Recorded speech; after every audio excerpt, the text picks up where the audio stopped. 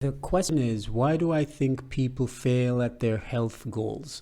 Why is it that people will backslide? They start, New Year's resolution to eat healthy, and they backslide and end up reverting to their old habits. Why do they start an exercise regimen and aren't able to complete it? Why do they become vegetarian and then simply tap out and go back to being a carnivore or omnivore? And I've thought about it, and not only have I thought about it, but I've experienced in dealing with individuals, friends and family and strangers with whom I've chatted and discussed these things. And it's something that I think about as well, because there are certain things that I've been able to do that I then believe everyone should be able to do. And of course, not everyone has the same experience with food, not everyone has the same level of self-esteem, not everyone has the same perception of health in themselves, so everyone is different in that regard in terms of how they approach the whole concept of health. But because I've been able to do it, that makes me biased towards, I guess, people who are able to do it, or the belief that the ability to do it is there and you just need to tap into it. But of course, I know different people after a lifetime of experience and relationship with food, or with discipline, or with self-love or self-hatred, are going to arrive at this point with different levels of aptitude, for example. So I understand that. However, in just thinking about it, and having certain conversations, I realize that there are certain things that keep popping up that I'd like to suggest to you that you think about, because a lot of times, if you understand what's going on in your mind or in the mind of others, it might, definitely make you more empathetic to their situation, but it might help you to gear your approach. If your approach, let's say, is to help them get over a particular mental or emotional block, if you understand what some of those are, then you might be in a better position. And again, I'll just mention that I'm not a medical practitioner, nor am I a psychologist or a psychiatrist. This is just my opinion based on what I've encountered. And it's in no particular order, but this is what has come to me over the years.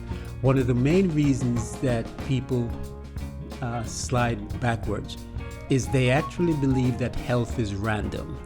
They believe that a spiteful and vengeful deity strikes them down with cancer or diabetes or whatever, and there's no correlation between their dietary habits, their lifestyle, and their health outcomes. And as I always say on this channel, the more removed you are from what's natural is the more your health outcomes are going to reflect what's considered normal, and that's not a good thing. So a lot of people believe that health is random and that they have no control over it, and that they could eat healthy. They believe that they can live a healthy lifestyle and still be struck down and smitten by cancer, which to some degree is true, but because they believe it's all random, then they never take the appropriate steps to take more control and become their own authority. The second reason, I think, is that they don't feel empowered. They think it's all complicated. They believe you need a degree to understand health, and they follow the so-called experts rather than natural law. So they don't feel empowered and feel they have the intellectual or educational or mental capacity to have the faith in the decisions that they need to make in order to eat healthy. They believe they need the 6 o'clock news. They believe that they need a doctor to advise them on how to eat and to follow natural law, as it were, to eat healthy. So they don't feel empowered. Next, people are addicted to pleasure. Obviously, after a lifetime of eating food simply for pleasure, they're addicted to it and simply can't pull themselves out of it. And They think that eating is only about pleasure. They believe that the purpose of eating is simply to eat the best tasting food possible. And as I've suggested in another video, there are actually 4 reasons to eat food. So check out that video and you'll see some more. They believe that we're all flying blind. In other words, they don't believe, and I've had someone actually say that to me, that, you know, I suggested that that they not follow the ever-changing 6 o'clock news that tells you one day that eggs are bad and another day that eggs are good, and, you know, so that they can make a decision and stick to it and actually have better outcomes. And they said something to the effect of, well, you know, we really don't know, we're all just flying blind, which I thought was a very profound statement, in the sense that people really don't believe that the truth exists when it comes to the body's operation. They really believe that we're all just figuring it out, which in some way I would admit is true. But in terms of you knowing that an apple from a tree must be inherently and innately better than, you know, powdered apple juice, there are certain truths that you should realize exist, and that, you know, there shouldn't be a day when the 6 o'clock news tells you that eating a pizza is better than eating an apple, and you believe them. So there are certain inviolate truths that do exist, but for some reason a lot of people believe we're all just flying blind, and that no one knows how the body really works, and that, you know, as a result they may as well just enjoy themselves. Another reason is simply that people lack the discipline, and that goes along with the pleasure principle as well. People lack the discipline to actually do the things they want to do. I've always maintained, whether it's starting a business, whether it's jumping out and escaping the rat race, whether it's becoming a nomadpreneur, anything of any value that you do is going to require courage and discipline.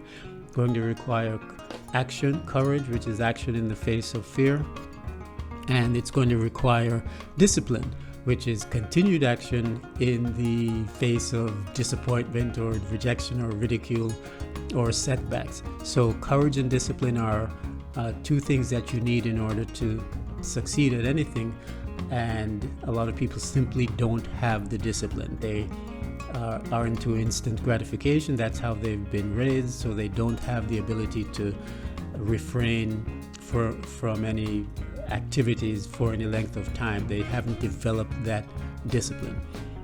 And another reason is they don't have a compelling why. They don't have a reason for doing it. Now, once I realized the benefits of being vegetarian, intellectually I decided, after my friend Ken introduced me to the concept years ago, that this was a lifestyle that I wanted to engage in. So intellectually I made the decision, but experientially, once I got to a point where I felt the benefits of eating more naturally, of not eating meat, once I felt the benefits, my eyes were clearer, my thoughts were sharper, had more energy, virility, vitality. Once I experienced those for myself, then there was no going back. I had a compelling reason. I have a compelling reason for doing this, because I know that I live a better life, a healthier life, by being vegan. So for me, that's compelling enough. Might not be for other people, but if you have a compelling why, perhaps you want to do it for your children, perhaps you want to do it for your parents who you want to take care of. But if you have a reason for doing the things you do, then your reason why might be compelling enough for you to maintain. And finally, their immediate environment is not supportive. And I know that to be true. I've coached people on eating healthy and fasting, and if I'm not around to coach them and they go back into their regularly scheduled lives, then the people around them provide temptation to go back to smoking and drinking not being vigilant about what they put in their system. So having a non-supportive environment, that's another reason as well that people sometimes backslide. Those are just some of my thoughts on why people aren't able to maintain the gains or aren't able to maintain the lifestyle. And it varies from individual to individual. Some people will cite money, that it's more expensive to live a healthy lifestyle. I find that it's actually cheaper if you're doing it right. But those are just some of my reasons. Let me know what you think some of the reasons are why people aren't able to maintain their goals, sustain the courage and the discipline necessary. I'd love to hear what you think, and perhaps I'll do a follow-up video as well to get into some of those that you share, as well as some of these ideas in a little more detail. So thanks for watching, and I'll see you in the next video.